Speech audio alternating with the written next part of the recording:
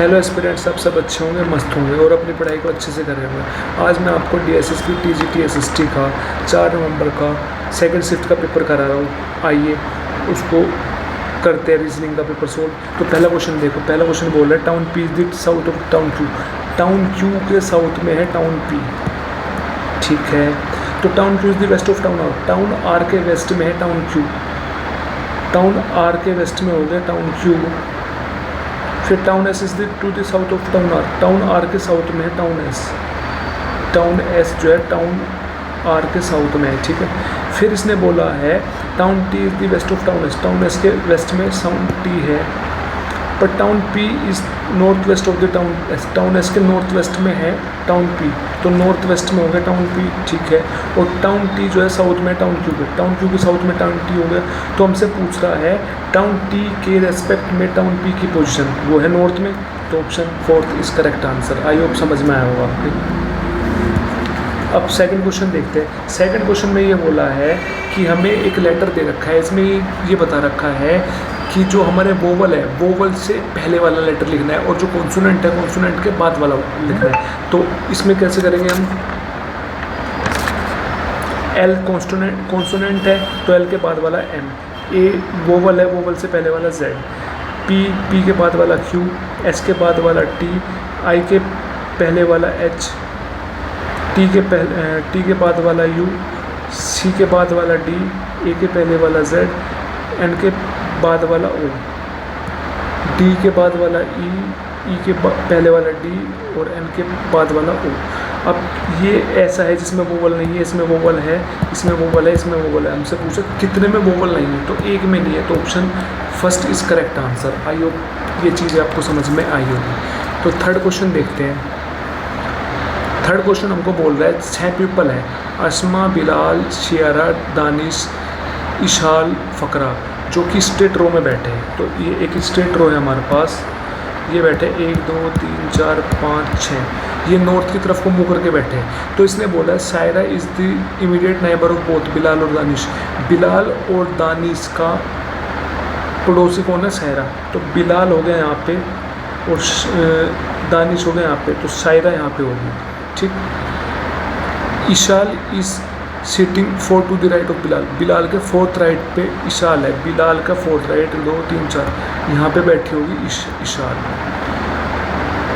ठीक। फिर बोला Ashima sitting extreme left. Extreme left होता है ये वाला, तो एक्सट्रीम लेफ्ट ये वाला, तो आशिमा बैठी होगी यहाँ पे। तो हु इज़ लिख दिए सारे, यहाँ पे एक बच गया, यहाँ पे जो बचा हुआ वो आ जाएगा कौन बच गया? Fakra. Who is sitting immediate left of Fakra. Fakra के इमीडिएट लेफ्ट में कौन बैठा है? दानिश। तो option second is correct answer, ठीक है। अब फोर्थ क्वेश्चन देखते हैं। फोर्थ क्वेश्चन में बोल रहा है 63, डी का मतलब है डिवाइड 7, ए का मतलब है +4, सी का मतलब है मल्टीप्लाई 8, बी का मतलब है -13। तो 9 + 9 8 चौक 32 -13, इसको सोल्व करेंगे आ जाएगा आंसर 28। तो option second is correct answer, ठीक है। फिफ्थ क्वेश्चन देखते हैं। फिफ्थ क्वेश्चन में बोल रहा है कि each of E F G H K L N M R exam on different day of a week starting from Monday and ending from Sunday of the week. मतलब इसने बताया है कि E F G H K L M जो है इनके exam है, अलग अलग दिन एग्ज़ाम है। तो वीक जो है कहाँ से शुरू होता है? मतलब मंडे से वीक शुरू होता है और संडे पे ख़त्म होता है। तो इन्होंने ये बताया है, मतलब लिख लो Monday, Tuesday, Wednesday, Thursday, Friday, Saturday, Sunday, ठीक। फिर इसने बोला 2 people have exam before E. E से पहले सिर्फ 2 आदमी का एग्ज़ाम है, तो ई का एग्ज़ाम वेडनेसडे को, उससे पहले 2 के एग्ज़ाम है बस। Only 1 person has exam after L. L के बाद ओनली 1 पर्सन का एग्ज़ाम है, तो एल सैटरडे को होगा, उसके बाद 1 का एग्ज़ाम होगा। Only 3 people have exam between ई और के। ई के बीच में कितने का एग्ज़ाम है? ई के बीच में 3 का एग्ज़ाम है, तो ई यहाँ पे 1 2 3, तो के संडे को एग्ज़ाम होगा के का। Only 1 person has exam between M और एफ। एम और एफ के बीच में 1 का एग्ज़ाम है, तो मतलब एम यहाँ पे होगा, एफ यहाँ पे होगा, तो उसके बीच में 1 का एग्ज़ाम होगा ई का, ठीक है। अब एक फ्राइडे रह गया, फ्राइडे को किसका एग्ज़ाम होगा? जी को, बात ख़त्म। तो हमसे पूछ रहा है क्वेश्चन में कि हाउ मेनी पीपल एग्ज़ाम जी और एम, जी और एम के बीच में कितने का एग्ज़ाम है? जी और एम के बीच में खाली 2 पीपल का एग्ज़ाम है, तो ओनली 2, मतलब option first is correct answer. I hope ये चीज़ आपको समझ में आई होगी, अच्छे से क्लियर हो गई होगी। ठीक है, तो नेक्स्ट क्वेश्चन देखते हैं अब। नेक्स्ट क्वेश्चन क्या कह रहा है? नेक्स्ट क्वेश्चन 6th कह रहा है। 6th में ये बताना है कि कौन सा इसमें से डिफरेंट है। जैसे हमने लिख दिया PSWZ ADHK TJKN HKOS, numbering लिख देंगे इसकी 16, 19, 23, 26, 1, 4, 8, 11, 4, 7, 11, 14, 8, 11, 15 और 19।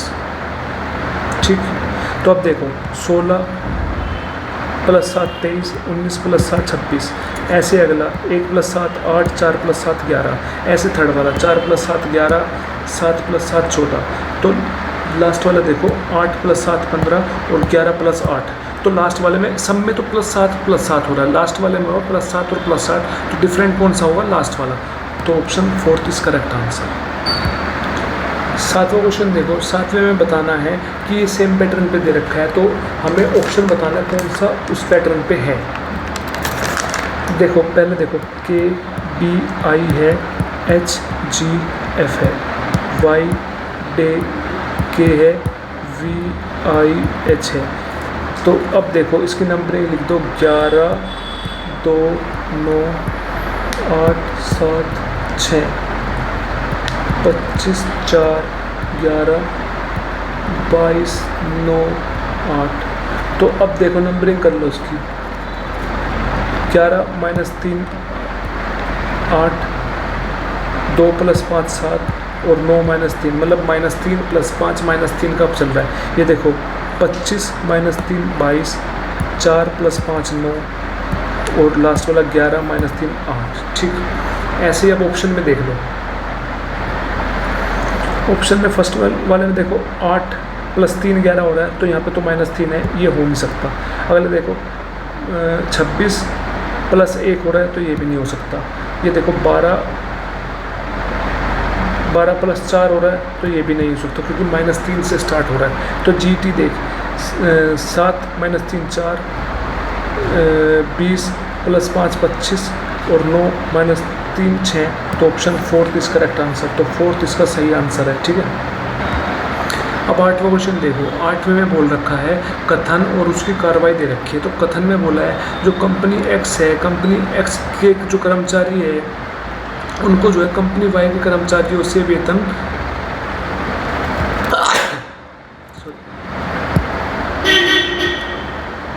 क्या बोल रहा है कि कंपनी X के जो कर्मचारी है वो कंपनी Y के वेतन से कंपनी Y के जो वेतन है कंपनी Y वाले कर्मचारियों को ज़्यादा मिल रहा है कंपनी X से। मतलब जो कंपनी X के कर्मचारी है उसको जो वेतन मिल रहा था उससे ज़्यादा वेतन जो है कंपनी Y को मिल रहा है। तो कंपनी X के जो कर्मचारी है उनकी संख्या कम हो रही है, ये कहा है। तो कार्रवाई क्या होनी चाहिए? कार्रवाई पहले कार्रवाई है कंपनी X को अपने वेतन भुगतान में वृद्धि करनी चाहिए। हाँ भाई, ये कार्रवाई हो सकती है कि अगर हम कंपनी X के वेतन को बढ़ा देंगे तो कंपनी X के जो कर्मचारी है वो कम नहीं होंगे। जब हमने वृद्धि कर दी वेतन में तो वो टिके रहेंगे ना, वो थोड़ी ना जाएंगे। तो ये संभावित अनुसरण हो सकता है पहला वाला। दूसरा वाला क्या है? कंपनी X को अपने कार्य घंटे बढ़ाने चाहिए। तो भाई बढ़ाने तो नहीं चाहिए ना, ये तो चीज़ गलत है। पैसे उतने रख दो और काम बढ़ा दो, तो कौन करेगा? छोड़ के जाएगा। तो ये नहीं हो सकता। सेकंड वाला पहला हो सकता है। तो केवल 1 अनुसरण करता है, तो option 3 is correct answer. I hope समझ में आया होगा। तो अब नेक्स्ट देखते हैं 9th question.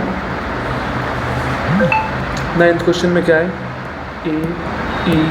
AEFCHL EKR GNX और इसके बाद पूछ रहा है।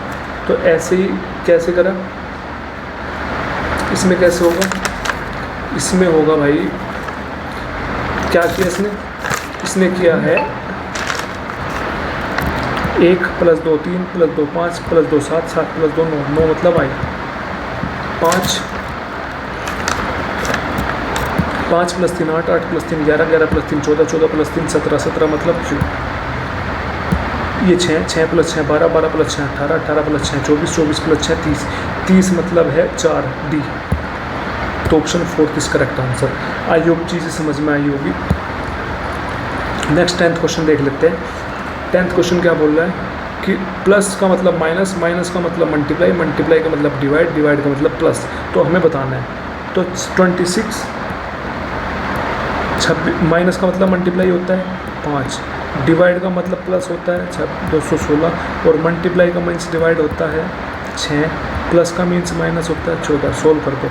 26 × 5 130, प्लस 216 को 6 से डिवाइड 6 18, 3 6 6 36, माइनस 114। तो इसको सोल्व करेंगे, आंसर आ जाएगा 152। तो option 4 is correct answer. I hope ये चीज़ आपको समझ में आई होगी, अच्छे से क्लियर हुई होगी। जो भी चीज़ आपको समझ में नहीं, प्लीज़ कमेंट करके मुझे बताना, मैं उस चीज़ को आपको दोबारा समझा दूंगा। Thank you so much.